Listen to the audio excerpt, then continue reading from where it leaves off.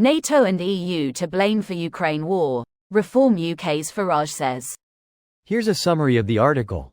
The expansion of NATO and the European Union into Eastern Europe is to blame for Russia's invasion of Ukraine, according to Nigel Farage, leader of the populist Reform UK party surging in the polls. In a BBC interview Friday, Farage stood by comments he made previously pointing the finger at the West, saying, "It was obvious, more Eastern European countries joining the pacts would provoke Russian President Vladimir Putin.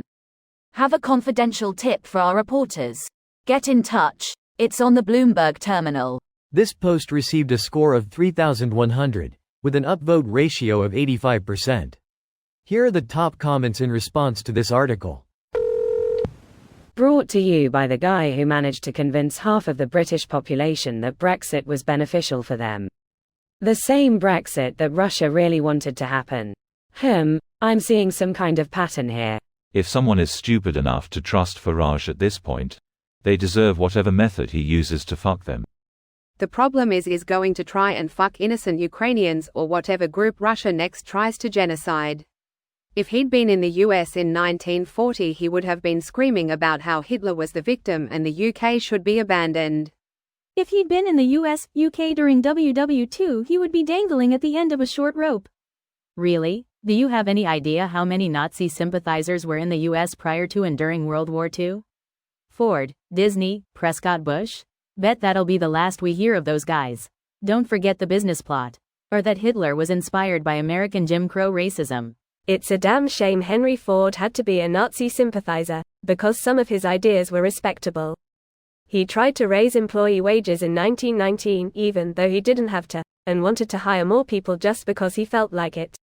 Dodge sued them for this, claiming a corporation should only act to increase shareholder value and not do stuff like raise wages just for the benefit of the employees.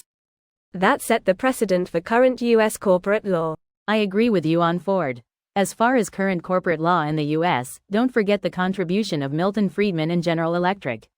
As to Ford, I appreciate his idea that his workers should be able to afford the product they manufacture. On the other hand, he thought unions were a Jewish conspiracy, stifled union action with private security forces, and even wrote a 4-volume diatribe entitled, "The International Jew. Broken Clock, Twice a Day, etc., etc." Don't forget when he tried to force a bunch of Brazilian people to be Americans so he could have cheap rubber in his own sovereign state. Fordlandia. Yes, this is real. Russia is responsible for the war. Putin slides money across the table. NATO and EU are responsible for the war. Man, you'd have to be a really short-term thinker to accept that money.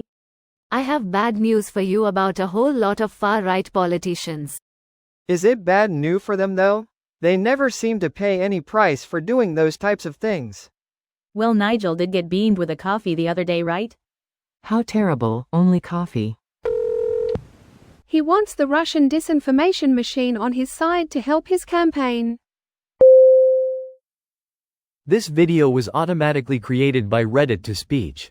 The article and comments in this video were selected from Reddit according to their upvotes, and any paraphrasing was performed by smmry.com, without any human intervention.